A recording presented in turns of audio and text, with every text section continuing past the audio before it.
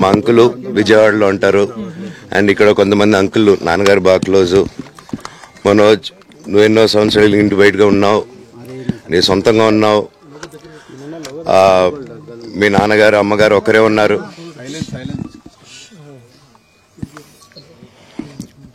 మీ నాన్నగారు అమ్మగారు ఒకరే ఉన్నారు. మీ అన్నయ్య ఏమో దుబాయ్కి షిఫ్ట్ అయిపోయాడు ఫ్యామిలీతో. మీ వైఫ్ ప్రెగ్నెంట్గా ఉంది. తనకి తల్లిదండ్రులు లేరు.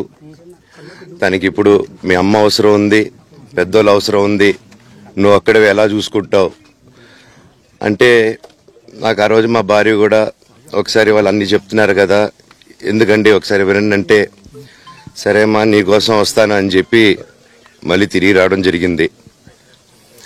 అండ్ నేను ఈరోజు నా గురించి ఆరోపణలు వేస్తున్నారంటే అది నేనేం చెప్పలేను. ఓన్లీ మీకు ఆధారాలు మాత్రమే చూపించగలుగుతాను. ఇప్పుడు వాళ్ళు చెప్పి నేను చెప్పి ఇది కరెక్ట్ కాదండి, నేను ఎప్పటి నుంచో కూర్చొని మాట్లాడదాం అంటున్నాను. పిల్లలకి లోకల్లో అక్కడ లోకల్లో ఉండేది ఎవరో కాదండి, మా బంధువులే అండి అందరూ.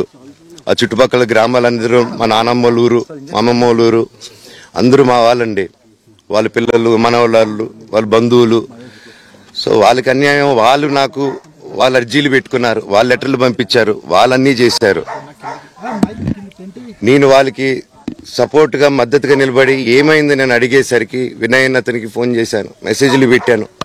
సార్ వాట్ ఈస్ హ్యాపెనింగ్, నేను కావాలంటే కాలు మీద కూడా పడతానండి, ఈ ఇష్యూ క్లియర్ చేయండి, మాట్లాడుకుందాం అంటే చాలా దురుసుగా రిప్లైలు పెట్టారు.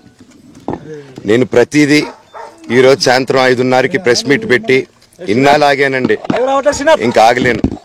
ఈరోజు ఈవినింగ్ ప్రతిదీ చెప్పేస్తాను.